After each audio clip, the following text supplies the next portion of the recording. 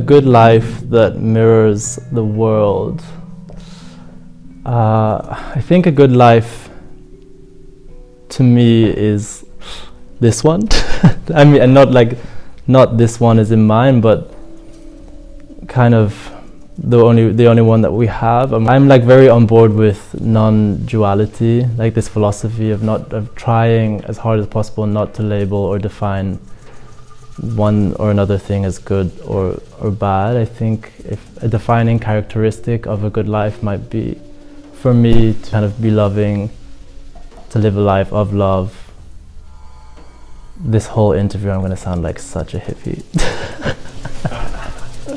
I think I spent most of my childhood upbringing kind of just really wanting to fly the nest. Newcastle did give me like a very deep appreciation for partying. And I think probably gave me my first insight into kind of being on the dance floor, using and experiencing movement as almost like a spiritual practice.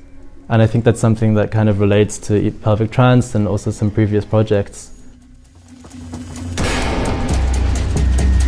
I wasn't really engaged with art for a lot of my upbringing. I kind of almost didn't feel that it had any relevance to me, and I didn't feel like I had any relevance to it. It's not really what we did in Newcastle. To be honest, it wasn't until I moved to London and I had just graduated, and I would be kind of performing and doing shows and be with this collective called Theo Adams Company in London, who really was very formative. He kind of like confirmed and validated my bewilderment in like the absurdity of life, and kind of through performance taught me how to be also bewildering and kind of absurd in the same way. And that kind of then snowballed more into finally sort of being in control of the work that I do and what I put out. Something I find really inspiring is quite often the audacity of somebody to go out there and do something like that, and perhaps that it makes no sense, or perhaps people won't get it, but there's something like very liberating about that kind of path of just being like, okay, I'll make it anyway. There's a good quote by Martha Graham who says it's like there's some sort of divine dissatisfaction in putting out work, and that it's not your job to judge it, but just to do it anyway.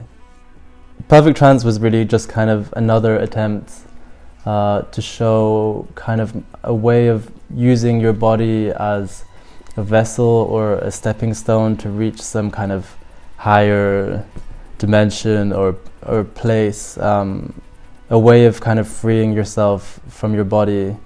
And yeah, it was just kind of like a celebration of what movement can be. I guess the joy for me in having the Westwood pieces in this is that they can quite easily lend itself more into the world of costume, especially the way that we combined the pieces, and then when you put it into kind of like context, they speak volumes for themselves.